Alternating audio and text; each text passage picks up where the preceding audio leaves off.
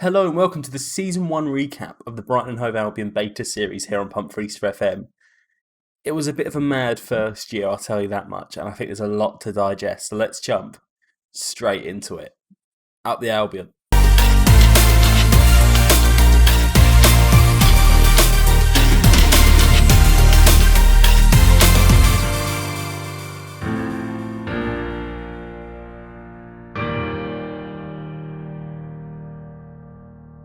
Alright, so here we are, looking at what's happened. It's only 24th of May. Spoiler alert, I've gone further than that, but this is an old save with all the information, but none of the transfers. So don't worry about spoilers, there won't be any. But let's start off with the easy stuff. The FA Cup, the Carabao Cup, we didn't do good enough. We lost in the first round that we were in of the FA Cup, and we lost in the second round we were in the Carabao Cup.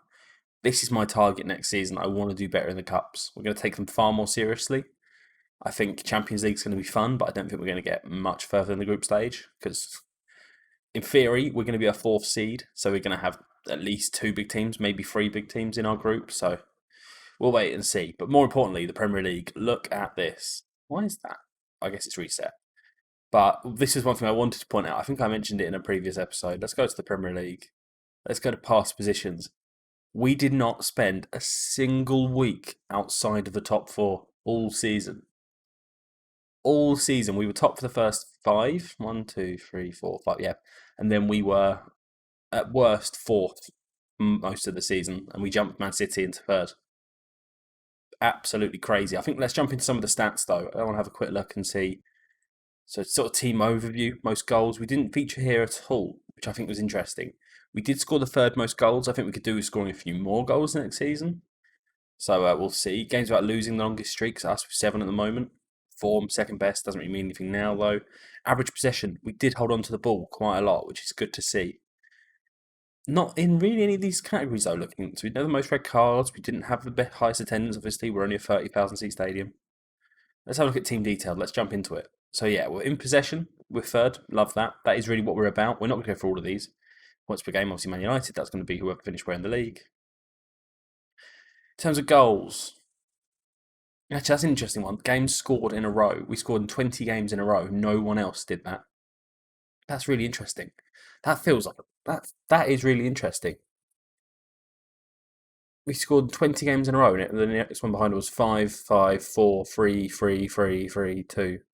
That is really. Arsenal didn't go a single. What? I think this might be broken. They didn't go a single game in a row without. What? Surely he went at least one. So you score goals this year? I don't know. That stat seems broken to me. Games without losing, yeah, that's just the current one. Shots on target. This is going to be an interesting one. Did not get that many shots on target, which is really interesting. We were 118, is that, behind Liverpool? Our shot percentage is pretty good. We had probably the best shot percentage. Is that here? Shot on target? Oh, second best behind Palace, who got relegated. Conversion rate, we did really well. And that's what worries me a little bit, is that we had a hot hand basically all season. If you don't know what that means, like in basketball, when someone's shooting a lot of free throws, which in general, they have a hot hand. And I worry that means we're not going to be as good next season. But we've got the transfers I've done. I'm hopeful we've built a squad that can compete on all fronts. Shots per game, we're not doing particularly great. We're not top of anything there. Conceded, Man United conceded 18 goals all season. What? That is ridiculous. Who was at centre back for them? They haven't bought a centre back either, have they? I mean, this isn't going to help because they would have played loads of kids in the last game. But can I look at their best 11? Well, I guess because we haven't seen that yet. But regardless, that is mad for a team that haven't really got. Have they done any transfers this year? No, they haven't done any transfer. I mean, they bought this guy, Oleg Ryabchuk, who's, I guess, just backup left back. And that's really interesting. Really, really interesting. Clean sheets. Man United kept 24 clean sheets. There was only 14 games they conceded in. I guess 18 goals, that's not entirely unlikely. Tackles one ratio, we're doing pretty well there. Tackles one in general, that is really interesting. I think that's because the way we play doesn't really involve trying to win the ball back lots and lots and lots. It's a case of winning it and then going and doing something with it. So you see the high possession teams are down here because they don't tend to give the ball away much. Whereas if you look up here, Southampton obviously play a counter-attacking system. West Ham play quite an aggressive system. Burnley, again, quite an attritional system. Let's have a look down here, see what. So in terms of salary per annum, we are 16th in the league and we finished third. We have a salary of 50 million, which is less than 1/3 of Man City's, and we finished above them, finished above City, finished above Arsenal, above Tottenham. That is how third works, Charlie. Yep, there's only two teams you didn't finish above. Stadium sellouts. We had the joint most stadium sellouts. That is awesome. 90. We sold out all of our home games. I think we need a bigger. I think we need a bigger stadium. I think we might have to expand the Amex. That's crazy though. But let's have a look at players. Let's see who's done well for us. We were helped, I think, by the fact that look, Vinicius Junior played every game. Lewis Dunk played every game. Joel Veltman played every game. We didn't have many injuries. Neil Mopai. I think the only game Neil Mopai didn't play was a suspension, right? I think. Did he get a knock? He might have got injured. But regardless, we're happy enough with that. Vinicius Junior won 24 of the games he played in. What a man. Games won. That's obviously going to be Man United players. Player of the match award. There we go. Mo Salah won 11 Man of the Match awards. Holy damn. Didn't get highest goal scorer. Actually, we didn't look, did we? We didn't. Oh, we will look. Actually, it'll be on this page somewhere.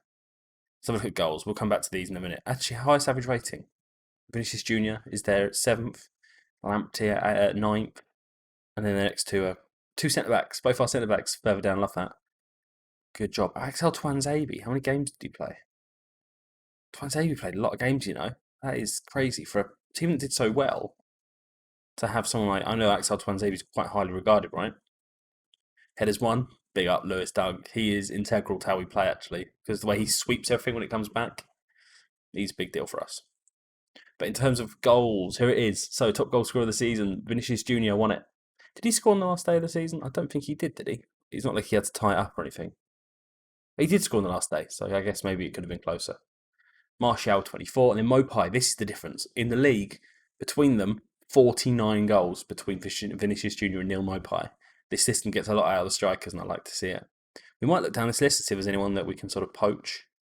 I love the idea of Calvert-Lewin. I think he'd be well expensive and beyond the budget I know we've got. Callum Wilson, not a bad striker. Not really a lot else there. I mean, Jordan Ayew plays for Palace, so just to spoiler alert, we're not signing any players from Palace. Expected goals. This is interesting. Expected goals, 15.7 and 15.5. They both outscored their XG by quite a distance. That's really interesting. 64 shots. He had almost a 50% conversion rate, right? Shots on target, Vinicius Junior. This makes a difference. This makes a big difference. A lot of his shots were going on target. That's big. I mean, Vinicius Junior is the difference, man. If we can get him back, I'm not sure it's going to happen. Then that'd be huge. Assists. We have two players top of the assists chart. Tariq Lamptey. I mean, this dude, if he doesn't play for England at some point soon, it was said, I had these conversations with because I'll stick his link down below. And we were having this discussion about whether his stats were just a bit low. And actually, I think they're in a good starting point. Because I think if you had him any higher, he'd be the best right back in the world. He's got all the physical elements to do it. He's got all the mental elements, really, off the ball and teamwork are at a good point. If he can get to 11, 12s, 13s with those, he's only 20, so no reason he couldn't. He's probably going to be the best right back in the world if he keeps playing like this. And then Pascal Gross really has been one of the shock performers. I wasn't expecting to play him much. I was expecting him to replace it. Who expects to play on the left? Well, he's been playing on the right all season and he's got 12 assists. So I'm pretty happy with that. He's been playing to box, which really, if you look at his stats, don't massively suit him. I mean, he's got all the attacking stats, like attributes. I'd like that to be known. But yeah, he's a pretty good player all the same, really, isn't he? Let's be honest. Anyone here that surprised me? Pablo Hernandez did well. That doesn't surprise me. Ross Barkley. Cengiz Under got 9 assists. Interesting. I wonder if they'll convert his loan to a permanent deal. Crosses attempted. Now this is an interesting stat because Pascal Gross, this is one of the reasons that he got into the team so much, was his crossing. Which I think got all the way up to... Oh, okay. I thought he was going to tell me about his crossing. Where is his crossing? Could have sworn that was higher. No, it's been the same all season. Fair enough. Pascal Gross has been really good at getting that ball in. But look, this is where the wing-backs really come into effect. That overlapping nature. When we play so centrally, when you've got the wider fullbacks, wing-backs as they are, getting up in support, getting that ball across, makes a big difference. Look at this. 300 between them. That's what the maths on that. Just over 1,100 crosses between them. Actually, no, nearly 12,000. No, that is 1,200 crosses between the three of them. That is mental. Absolutely mental stuff. Doesn't give me a percentage conversion rate. Cross completion, here we go. We've not got very good cross completion. This is the thing. We don't play with big strikers, so it doesn't surprise me that it doesn't really do a lot. Key passes 48 from Adam Lallana. That's good. Is there a key passes here? Here we go. Key passes. Don't get a lot of them. I think this is what I'm saying. If we can get better in our production and getting it into the areas that we can score goals, our strikers have proven they can put them away. So that's what I've looked to sort of improve in the summer and looked at add to. Key tackles. No one got 0 players. No one had a key tackle all season. That might be an error. Key headers. Obviously, Lewis Dunk. Interceptions made. Lewis Dunk, Joel Veltman. They are 2 very good centre backs, and they're both 29. So we're going to have to look at replacements maybe, depending on how long we're going to carry on. But I think, to be honest, there's no reason to replace Lewis Dunk anytime in the near future, is there really? He's wanted by Arsenal, or Tottenham, is it now? Then Joel Veltman, again, come out of nowhere, really. I wasn't expecting him to be a big part of this team this year. And really, his stats are really, really well-rounded for a centre-back. Physically, he lacks a little bit, but his role is a bit more of the... Whereas Dunk is more of the Vidic, Veltman is required to be a bit more of the Ferdinand, the old Man United centre-back pairing. His job is to get the ball and give it into Ben White, who actually, interesting that Ben White doesn't feature in any of these. His job is very much sweeping up, cleaning up, getting the ball into those attacking areas. Does it say George Baldock is Greek? Why is George Baldock Greek? Okay, fair enough. George Baldock has played 3 times for Greece. I'll have to Google that one. Conceded. Obviously, yeah, Baldock did well. And that's part of the team, for the player detailed. Player overview, obviously, we can see all the bits we've just seen, but in a slightly more interesting way. But yeah, in terms of, I think, the season, we're going to pick out some of our key games. I mean, the first game that comes to mind, and you'll see it in a minute because we've got the end of season awards coming up. Got £1 million for that game. We won 6-2 against Palace. That's huge. You'll have to see it. But anyway, do you know what? Let's get into those end of season awards. I shall see you straight after at the Albion. Hello and welcome to the end of season awards at Brighton. First up, fans player of the season. There can only be one, couldn't there? Vinicius Junior, Vinny Junior, getting fans player, but also winning young player of the season. He has been sensational, scoring lots of goals, leading to him also being top goal scorer. Vinicius Junior is in with 26 goals. What a season. Next up, Tariq Lamptey won most assists with 12. Great season. Following on from that, Pascal Gross getting goal of the season in the most important game of the season, away at Crystal Palace. What a strike. Next up, we have the team of the season. A lot of initial Brighton players in there. Emerson at left back, Vinicius Junior up front, 2 new additions. You'll have to see it.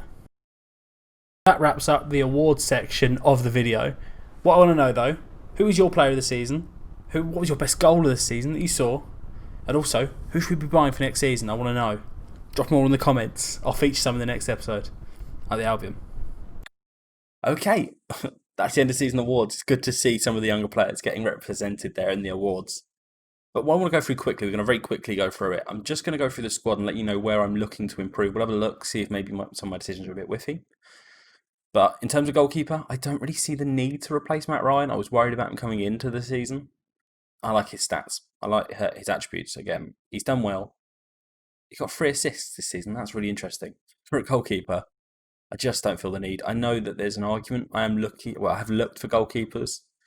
I just don't feel the need to replace him. The amount of money we'd have to spend to replace him, I just don't feel the need to spend it when we could spend it elsewhere. But now, in terms of, let's go to centre-backs. Centre-back's a position we could use some help. I think, ultimately, I'd like to have 4 or 5 centre-backs, depending on whether we're going to bring a younger one through. What we are helped with, though, actually, let's put the under-23s in there as well. We have a great depth of young and actually some experienced centre-backs. For me, I expect Leo Ostergaard to feature from time to time as sort of that Joel Veltman centre-back. I don't think he's quite capable of the Lewis Dunk role, but I think he'd do very well as the Veltman of the two. I actually think looking at his stats and his attributes now, he'd be really good at it. He's one of ours, but we're not going to sell him. And then there's others here like Jean-Paul Van Hecker.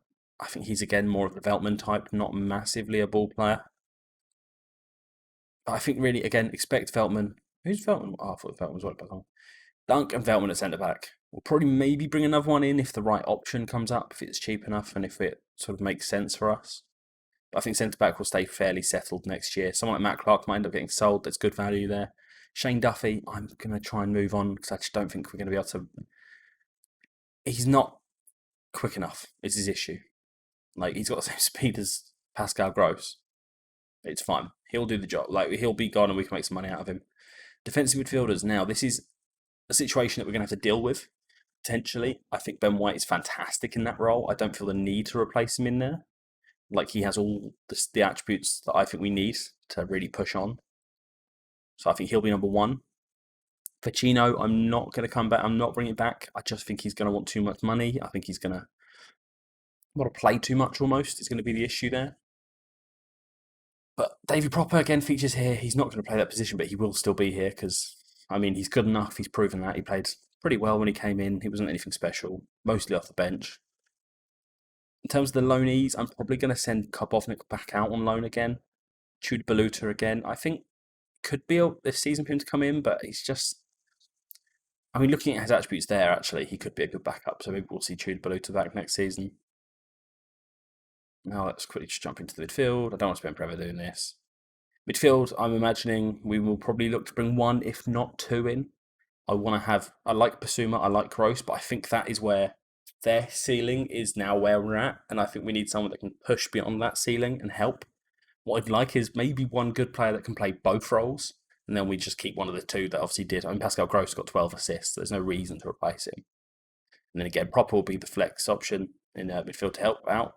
One player I am looking at using is Jacob Murder. I think he could be really good. I mean I've watched him play in real life, which doesn't always reflect in the game. He's been out on Lech Poznan this season. Has played fairly well. I'm not too disheartened by those results.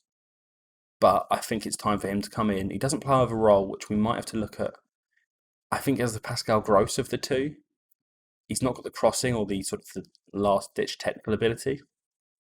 So we'll see. He can come in and just be an option. He doesn't have to be registered yet. Oh, he does actually. He's 22, so it's fine. He can come in. Alexis McAllister. Oh, he's the real issue in this because I don't know what I'm going to do with him. He doesn't play enough. He doesn't. When he's played, he's not been like stand out. He's not started a game all season because I've just not felt that he's good enough. In reality, I'd like him to be the box to box, but I don't think he's up to it, which is interesting because he's quite well balanced. But we'll see. He's definitely in the squad for next season. I'm not sure whether he'll stay in the team, if he'll be in the team at all. So he's not started at all this season. And then these are all options. Jason Malumbi will probably go out on loan again. Jensen Weir will probably go out on loan. Let's have a look at the attacking midfield situation. Now, attacking midfield, I think we need another option. Percy Tau, it was fun. He's going. I'm going to let him go now. Really, he's done. Johan Bak's the same. I'm going to let him go. Trossard, again, is a bit of an issue because he's had. If I'd have given him all season, he would have played really well, I think. I think he would have scored goals, like more than he did. I think the fact that Vinicius Jr. came in and really just overshadowed him in that false nine role kind of put Trossard out. He'll still be here next season, though. I think he's just too good an option. And by the looks of, if you want to see my squad planning, hold on, let me find the list. Not that one, not that one, that one. I've got. You can't read it, but there's a piece of paper there with all my doings and dealings and how the squad looks. But Trossard will definitely feature, I think, for next season. He'll be off the bench. He's a good option to have. And then striker, the big question is this man, right? Just won't spoil it. No, just won't spoil it. Whether he's here or not, I don't want to. Vinicius Jr. What a signing he was. He was the signing of the season, right, in the Premier League. Came in on loan, scored 26 goals in 38 games. He's going to be an asset if we can keep him. And I wouldn't surprise me if Real Madrid turned around and said, no, that's not happening. Danny Welbeck, we're going to let him leave. I just don't feel the need for him. I feel like I can do better with maybe a younger signing. I've had a look at a few free agents, which might make a little video about that. That might be good. Florian Andone, I'm going to sell. Billy Arce, I haven't really looked at this dude. Is he any good? No. So you don't expect to see him. Aaron Connolly is a bit of an issue. Hasn't really played. I'm going to probably look at sending him out on loan and bring in someone else on loan up front again, or maybe make a cheap deal for someone. Like say, Lacadi's leaving, along with your handbacks, we've said. Jan Malaka. Jan Malaka is a curious situation because I don't think he can play either of the roles that I want him to play. But at the same time, obviously, if we can get him in and get him scoring a few goals, he's done all right, really, for Maribor. Actually, I'd expect more out of him over there. So he's had a couple of loans in England before, but only played 7 games over here. So we'll see how that goes. I'm not going to commit to it. Victor Gyökeres, I think I'd probably sell, actually. He's at the point now where he can be sold. He was brought in on a cheap deal. We can let him leave. But anyway, Glenn Murray, he's coming back. His contract expires. I think he's about to retire anyway, so we'll let him leave. Big Glenn, 100 goals. Is it 100 goals? Is he still at 100 goals? I have no idea. It'd be nice if you could sort it by club, actually, so I could work out how many goals. Actually, I can, can't I? No, okay, I can't. No problem. He was in Watford's best 11. I was on the bench. Okay. Fair enough. All right. Regardless, enough about Glenn Murray. We should wrap it up there. And then, I'm not sure it's going to be tomorrow. I might put another video in tomorrow's slot because I want to get the first video of next season right. But if you want to see it, hit the sub button, hit the like. Have a good day. And I shall see you very soon out the Albion. Come up.